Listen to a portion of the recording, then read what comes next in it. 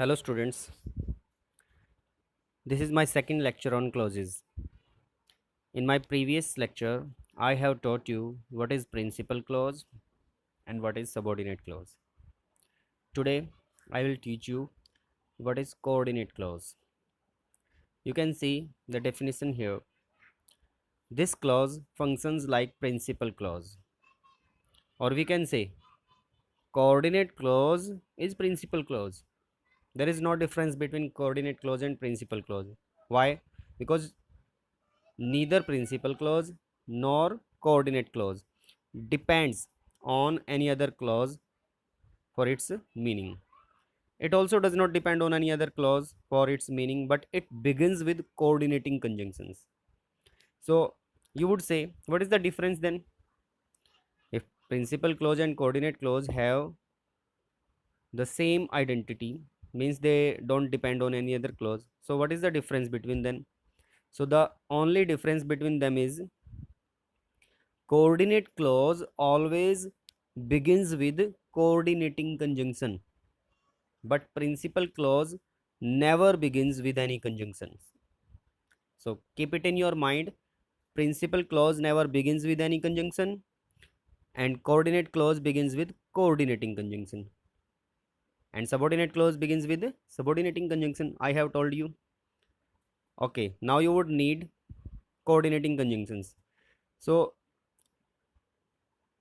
if you read them 5 times carefully, you would be able to remember them whenever you see them. अगर आप इनको ध्यान से पढ़ोगे तो आप पहचान लोगे कि ये कोऑर्डिनेटिंग कंजंक्शन की लिस्ट में से एक कंजंक्शन है।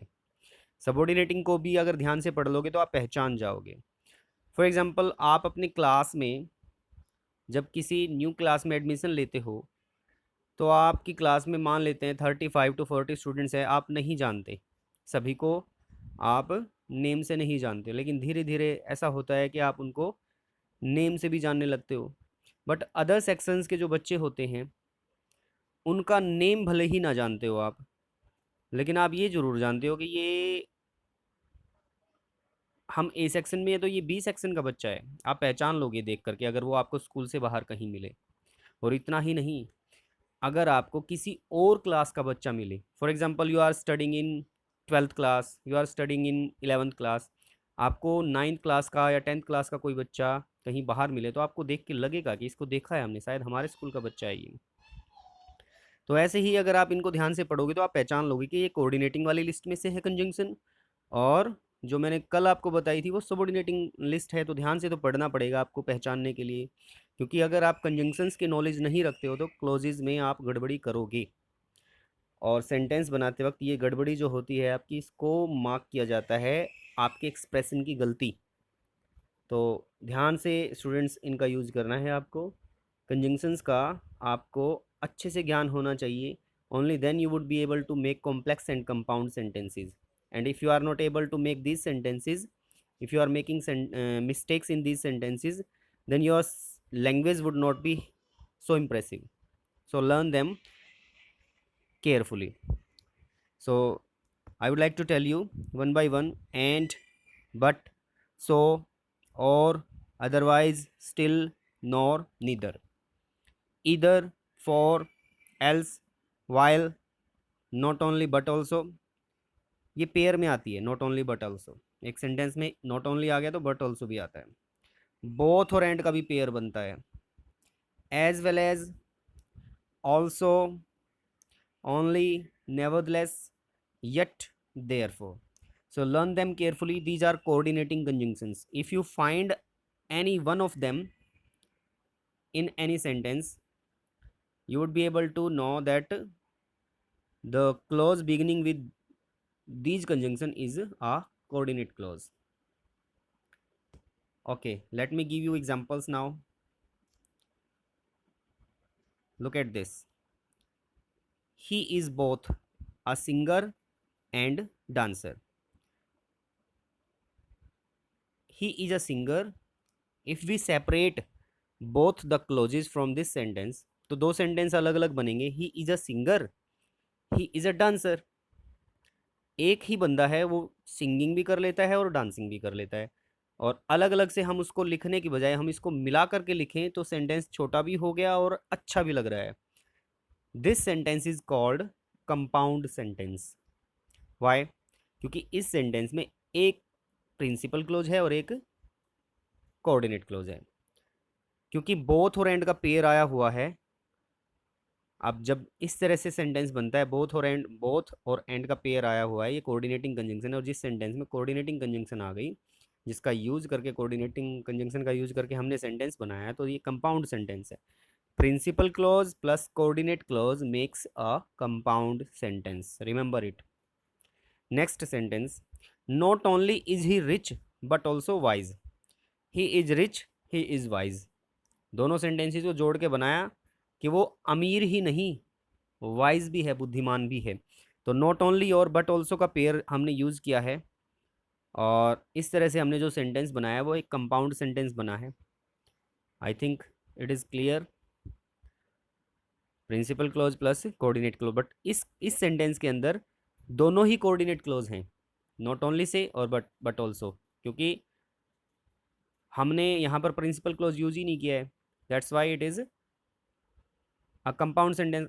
Coordinate clause plus coordinate close भी कंपाउंड सेंटेंस बनाता है, क्योंकि कोऑर्डिनेट क्लोज और प्रिंसिपल क्लोज जो होते हैं वो एक दूसरे के समान होते हैं। They don't depend on any other close. Coordinate close भी प्रिंसिपल क्लोज ही होती है, बट वो कोऑर्डिनेटिंग कंजंक्शन से स्टार्ट हो जाती है, इसीलिए उसको कोऑर्डिनेट क्लोज बोलते हैं, अदरवाइज वो भी प्रिंसिपल क्लोज ही होती है। Okay, third example, Ram went to school and Shyam stayed at home. Here we have and conjunction. Ram school गया और शाम घर पे रहा, तो एंड से कंबाइन किया है। ये वाला जो क्लोज है ये कोऑर्डिनेट क्लोज है, और ये वाला है principal clause. Coordinate clause plus principal clause plus coordinate clause makes compound sentence. कल हमने पढ़ा था principal clause plus subordinate clause complex sentence, आज है principal clause plus coordinate clause compound sentence. Next example, go wherever you like, only don't stand here. Go wherever you like, only don't stand here. अब यहाँ पर मैंने जो example लिया है ना, इसको थोड़ा सा ध्यान से पढ़ो। ये वाला अगर हम अलग निकाल लें, go wherever you like, ये कल जो मैंने आपको चीज़ पढ़ाई थी प्रिंसिपल और सबऑर्डिनेट, वो है ये। Go wherever you like, जाओ जहाँ तुम्हारा मन करे। अब इसमें एक प्रिंसिपल क्लोज है और एक सबऑर्डिनेट क्लोज है। How? Go, this is principal clause, and now you would say only go से कैसे प्रिंसिपल क्लोज बन गया? क्योंकि आपने बोला था कि क्लोज के लिए सब्जेक्ट भी होना ज़रूरी है और वर्ब भी होनी ज़रूरी है। तो अब मैं आपको बता देता हूँ, ये एक इम्पेरेटिव सेंटेंस है। गो, जब हम किसी को कमांड देते हैं, ऑर्डर देते हैं, तो वो एक इम्पेरेटिव सेंटेंस होता है, और इम्पेरेटिव सेंटेंस का सब्जेक्ट अंडरस्टूड होता है। कौन? यू। जिस भी बंदे को ये बात बोली है, हम उसको ये थोड़ी ना बोलेंगे तुम वहाँ जाओ। हम यू को बोलते ही नहीं, ये बोलते हैं वहाँ जाओ, इधर आओ। अब हमारे सामने कोई खड़ा है, उसको हमने बोलना है कि यहाँ पे बैठ जाओ, तो हम ये नहीं बोलेंगे तुम यहाँ पे बैठ जाओ, हम बोलते हैं ये इधर बैठो। हम ऐसे भी बोल सकते हैं, वैसे हमारी मर्जी है, हम ये भी बोल सकते हैं तुम इधर बैठ जाओ, लेकिन ऑर्डर देते हैं हम तो सिर्फ वर्ब से बोलते हैं।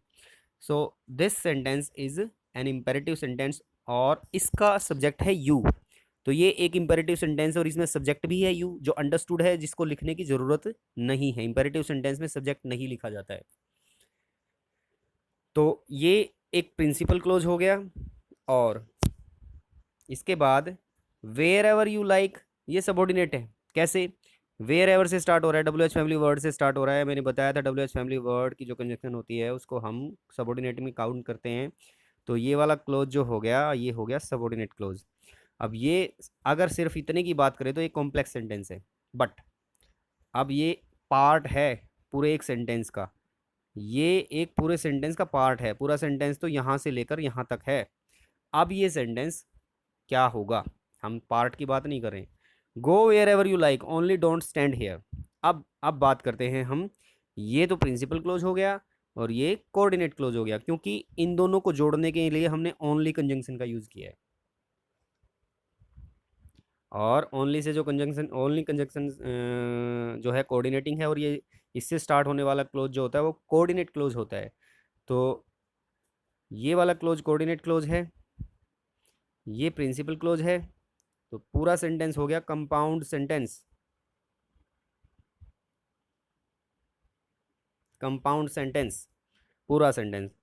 लेकिन अगर सिर्फ इतने की बात करें तो ये कॉम्प्लेक्स सेंटेंस है, बट हम इतने की बात कर नहीं सकते क्योंकि हम तो पूरे सेंटेंस की बात करेंगे, पूरा गो से लेकर के हेयर तक पूरे सेंटेंस की बात करेंगे, तो कंपाउंड सेंटेंस है क्योंकि एक प्रिंसिपल क्लोज और एक कोऑर्डिनेट क्लोज है। So I think it is clear for you. Next, he was guilty so he was punished. Again we have coordinating conjunction here. So वो गिल्टी था इसलिए उसको पनिश किया गया। ये कोऑर्डिनेट क्लोज है और ये प्रिंसिपल क्लोज है। This is principal clause, this one is coordinate clause, compound sentence, दोनों मिलकर के कंपाउंड सेंटेंस बनाएंगे। Next, he worked hard, he worked hard still he failed और बट ही फेल्ड। उसने कठिन परिश्रम किया परंतु फेल हो गया। स्टिल और बट दोनों का यूज यहाँ पर हो सकता है, इसीलिए मैंने यहाँ पर दोनों का यूज किया है। आप दोनों में से कोई भी यूज कर सकते हो, दोनों ठीक है।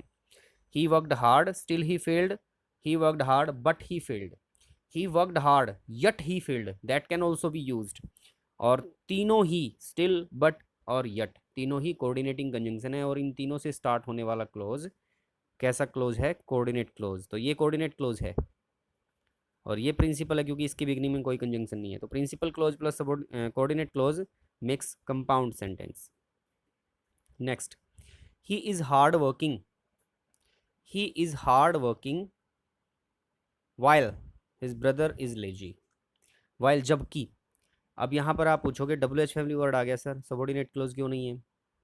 तो मैं आपको बता देता हूँ, वाइल का दो जगह पर यूज होता है। जब वाइल का यूज टाइम को शो करने के लिए होता है then it is subordinating conjunction.